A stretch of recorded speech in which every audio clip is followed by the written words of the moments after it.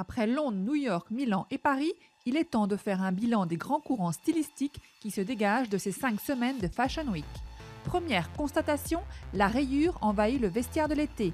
Les Américains Marc Jacobs et Michael Kors en ont fait leur principale source d'inspiration.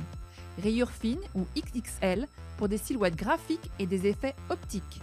Dolce & Gabbana les rend désirables, Raf Simons pour Dior propose une alternative plus couture et futuriste.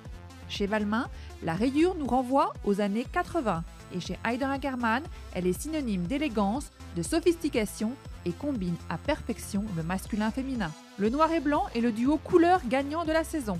Lanvin réinvente les classiques de la petite robe noire au smoking. Riccardo Tisci chez Givenchy prône une silhouette qui oppose le flou au structuré, le noir au blanc.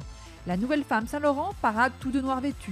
Et la silhouette à la garçonne de Céline s'exprime également en color block noir et blanc. L'été est souvent associé au voyage et à l'exotisme. Cette saison, les créateurs semblent avoir fait escale en Asie.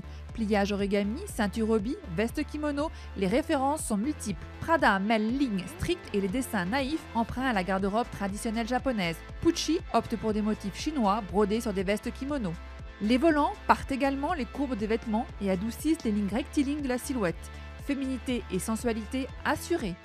Placées autour du cou, sur une manche le long des bras, à la taille, comme lors des défilés de Gucci, Givenchy ou Chloé.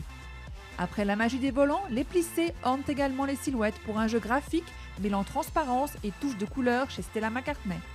Le charme de la dentelle et de la guipure perdure l'été prochain.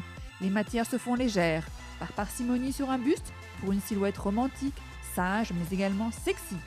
Et lissable à color et la structure avec des bandes de ruban. La résille s'affiche également partout. Chez Alexander McQueen, Sarah Burton en fait la base de son travail. Les motifs alvéolés habillent des silhouettes à la taille de guêpe. Idem chez Véronique Leroy ou chez Chloé. Chez Balmain, le raffia se tresse pour un effet de canage très 80. Autre grande tendance de la saison, le retour de la femme des années 80. Épaules carrées, buste court, robe près du corps, la taille ceinturée, s'affichant en perfecto, réclamant l'égalité des sexes en costume pantalon, mais sachant jouer de son autorité et de son charme. Autre retour en arrière avec l'optimisme des 60s, présent sur les podiums. Matière structurée, mini-jupe ou robe trapèze, couleurs vives, carreaux graphiques, des vêtements pétillants pour un été rafraîchissant.